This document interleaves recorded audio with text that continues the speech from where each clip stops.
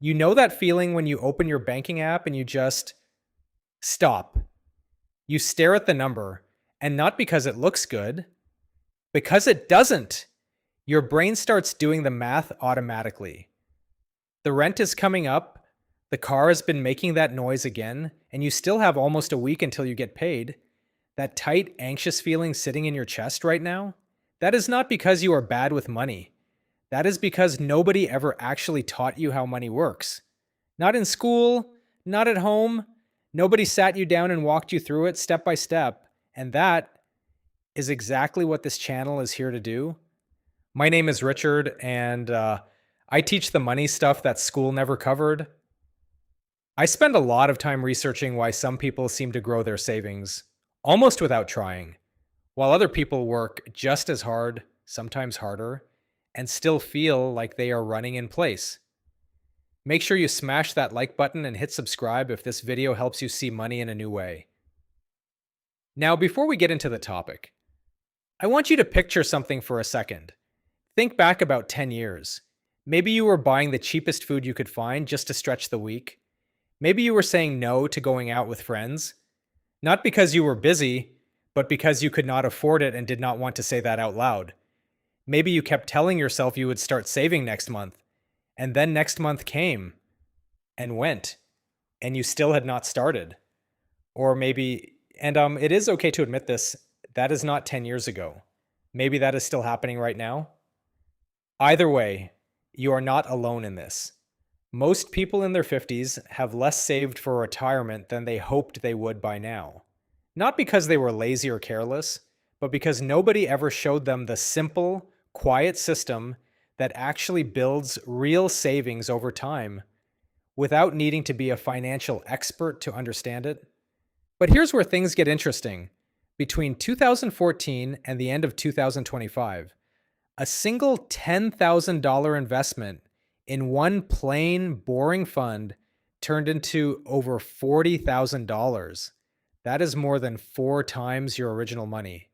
And you did not need to pick individual stocks, hire anyone, or have any special knowledge to make that happen.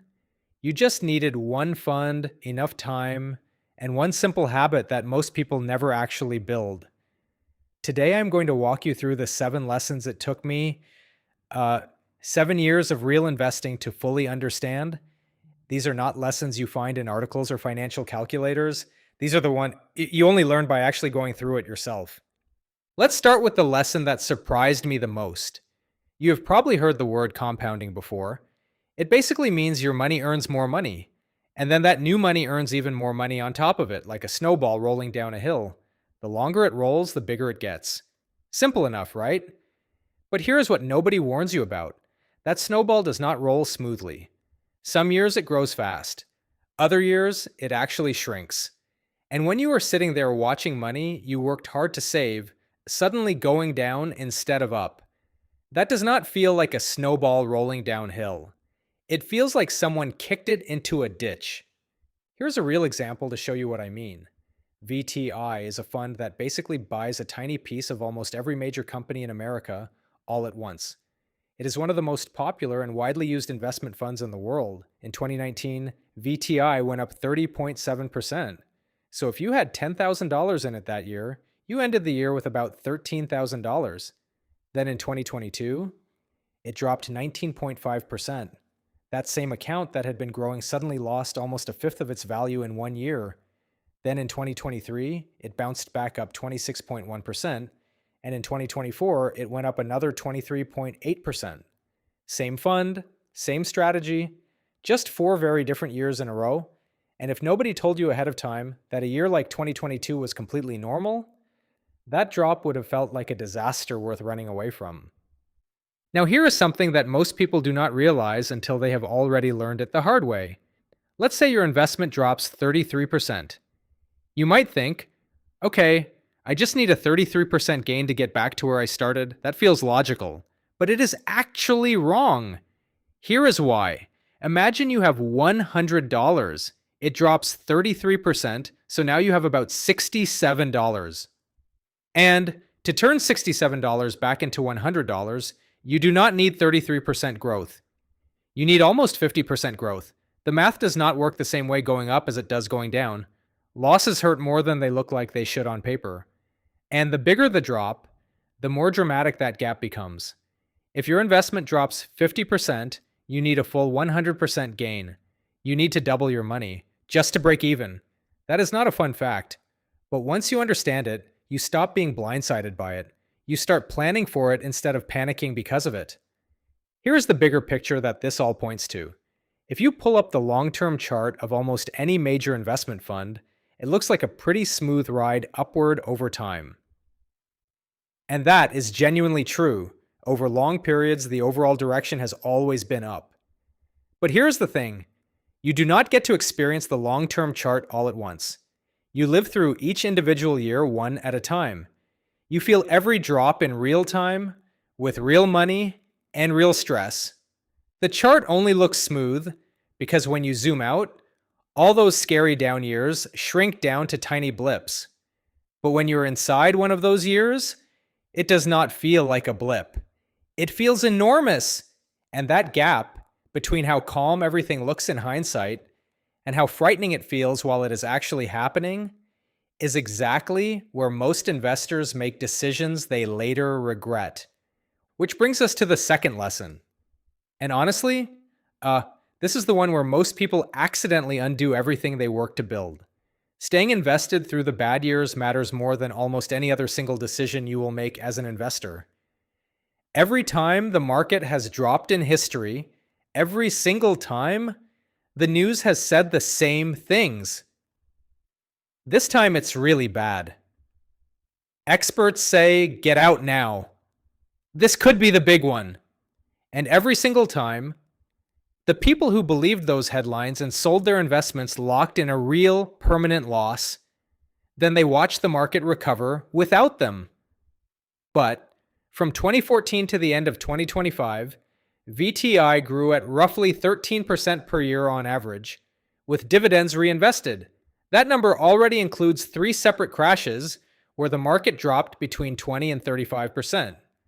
The people who earned that 13% per year average did not do anything genius or complicated. They simply stayed. That was the whole move. So how do regular people actually stay invested when everything feels like it is falling apart? There is a simple method for this, and it has a fancy name, dollar cost averaging, but the idea behind it could not be more basic. All it means is this: you pick an amount of money you can afford to invest every month. Maybe that is $100. Maybe it is $300. Maybe it is $500. Whatever works for your budget. And then you invest that same amount on the same day every single month, no matter what the market is doing. That is the whole strategy. You do not check the news first. You do not wait for a better time. You do not try to guess whether the market is about to go up or down. You just do it automatically, the same way a bill gets paid every month without you having to think about it. Here is why this works so well in real life.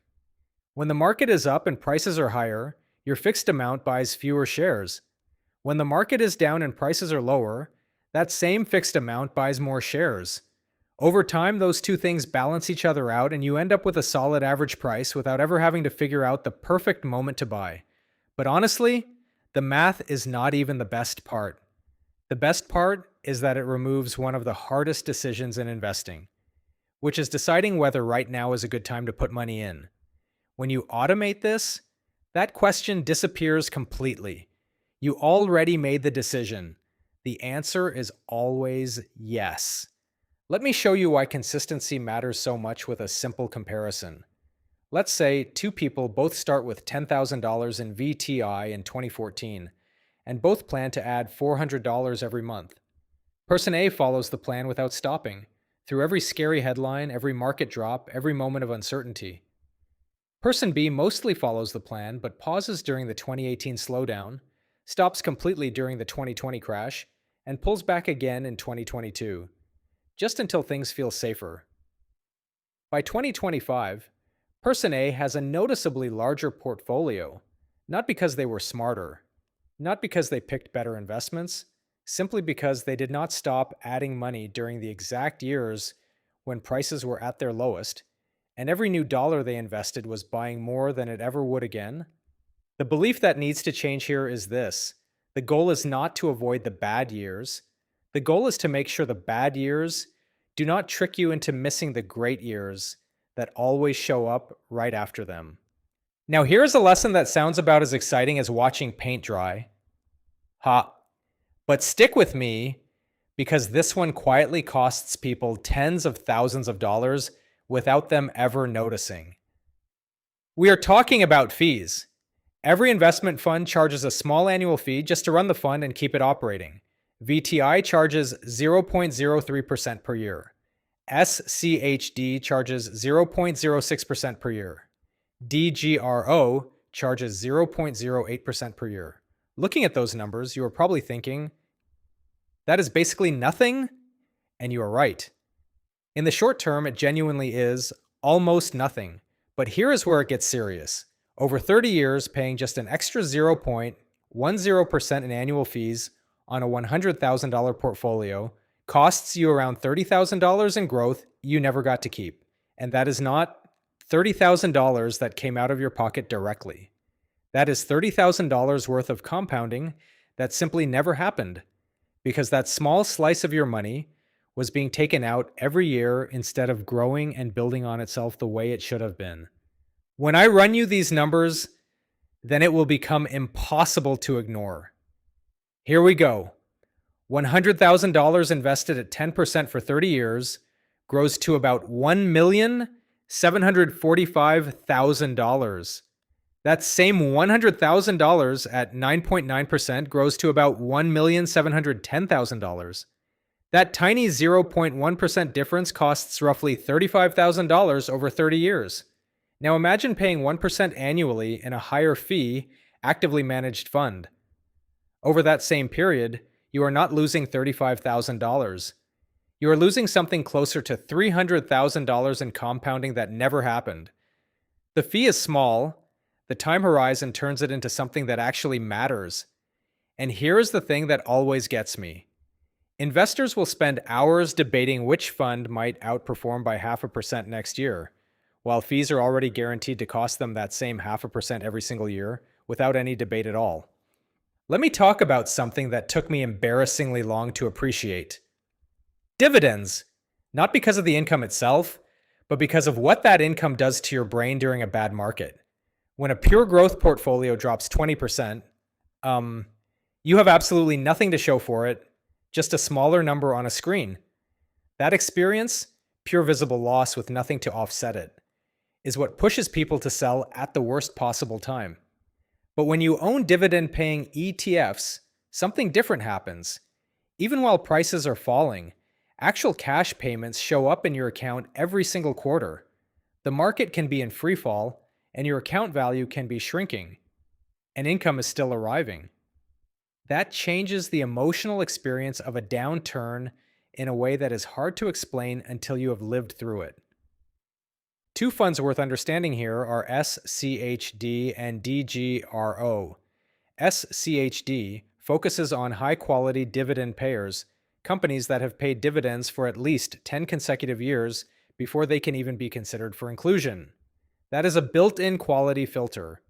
It currently yields around 3.8% and holds roughly 100 companies like Merck, Cisco, and Lockheed Martin. DGRO takes a different angle. Instead of prioritizing current yield, it focuses on dividend growth potential. It holds around 400 stocks, including Apple, Microsoft, and JP Morgan, with a lower yield of about 2%, but historically stronger dividend growth rates. From 2014 to the end of 2025, SCHD returned about 221% total, DGRO returned about 271%, and VTI came in at roughly 307%, all with dividends reinvested. Here is what makes comparing SCHD and DGRO so useful for understanding how investing actually works. In 2023, DGRO grew about 10.5%, while SCHD grew about 4.5%. In 2024, DGRO grew about 16.6%, while SCHD grew about 11.7%. So does that mean SCHD is bad and you should avoid it?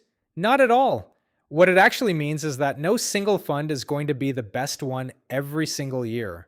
Different funds perform differently depending on what is happening in the economy at that time. So if you hear someone say, just buy whichever fund had the best returns last year, beneath, that is not a strategy. That is just guessing with your money and hoping it works out. The real gift that dividend funds give you has nothing to do with which one wins in a given year. It is the fact that when your account value is dropping, money is still showing up in your account every 3 months. That changes the whole emotional experience. Instead of just watching your balance fall and feeling helpless, you are still receiving something.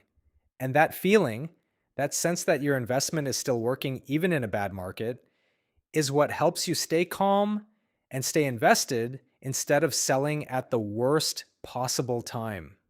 Now, here's the lesson that surprised me the most when I first came across it. And I want to be upfront. My first reaction was that it made no sense at all. Checking your investments less often actually leads to better results. I know, that sounds completely backwards. Shouldn't you be keeping a close eye on your money? But here's what the research actually shows.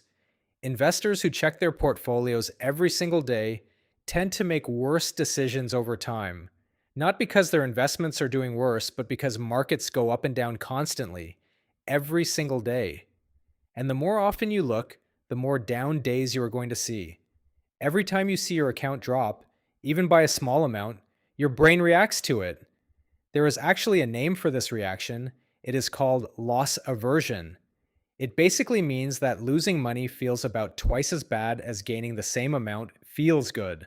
So losing $500 on a Tuesday afternoon feels significantly worse than gaining $500 on a Wednesday morning feels good. That is just how our brains are wired. And when you check your investments every day, you are constantly feeding that feeling, which slowly pushes you toward making safer, more cautious moves that end up costing you real growth over time. In my first 2 years of investing, I was checking my portfolio multiple times a day. Every time the numbers were red, I felt like I had done something wrong. Every time the numbers were green, I either wanted to celebrate or start moving things around. It was exhausting. And looking back, all that checking made me a worse investor because I was constantly reacting to daily movements that had absolutely no meaning for where my money was going to be in 10 or 15 years. Once I switched to checking just once a month, everything shifted. The anxiety dropped. The daily noise stopped feeling like something I needed to respond to. And the urge to make little tweaks and adjustments during temporary dips, which is one of the most common ways investors quietly damage their own long-term returns, almost completely went away. Think of it like this. Checking the weather forecast every single hour does not make the weather better or worse. It just makes you more stressed about something you cannot do anything about. Your investment account works exactly the same way. The last two lessons are the most hands-on practical things we have covered in this entire video, and I am putting them together because they actually support each other. The first one is about keeping things simple. When most people start investing, they assume that having more funds means their money is better protected. So they start adding things. A fund for tech stocks, a fund for international companies, a fund for real estate, a fund for dividends, a fund for growth. The portfolio starts to look really thorough and well planned on paper, but here is the problem with that thinking. VTI already owns tiny pieces of over 3,500 different American companies all at once. So when you go and buy 5 more funds that are also full of American companies, you are not actually spreading your risk any further. You are mostly just buying the same companies you already own through a different fund with a different name and paying extra fees every year to do it. It is like going to the grocery store, buying a bag of mixed vegetables, and then going back and buying 5 more bags of the exact same mixed vegetables because you thought each bag was different. More bags does not mean more variety if they all have the same stuff inside. A simple approach that actually works for most people building wealth in their 50s looks like this. One core fund like VTI to give you broad exposure to the overall market. Then one dividend-focused fund like SCHD or DGRO to give you that quarterly income we talked about earlier. That is 2 funds. That is the whole portfolio. And I want to be clear, that is not a beginner setup that you graduate from once you get more experienced. That straightforward two fund approach is what a lot of very experienced investors land on after years of overcomplicating things and learning the hard way that simpler is almost always better. The second lesson is about something called liquidity. That is just a fancy word for having cash you can actually get to quickly when you need it. And this is the lesson that quietly destroys investment strategies that were otherwise set up perfectly. Here's a real example of what I mean. During the 2022 market decline, two different investors were holding the exact same funds. Their accounts dropped by the exact same percentage. Everything about their situation was identical, except for one thing. One of them had about 9 months' worth of living expenses sitting in a regular savings account outside of their investments. The other one did not. Then an unexpected expense showed up. Maybe it was a medical bill. Maybe the car finally gave out. It does not matter what it was. The point is that the investor, without any cash savings, had only one option available to them.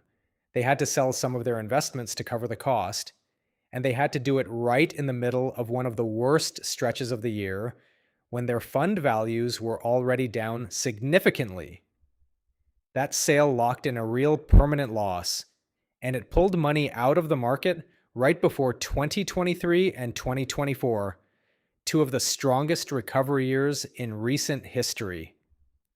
The investor with cash savings did something that sounds almost too simple. They just paid the expense from their savings account, left their investments completely alone, and their portfolio rode the full recovery without interruption. Same funds, same strategy, completely different ending. And the only thing that made the difference was having accessible cash sitting on the side, ready to handle real life when it showed up.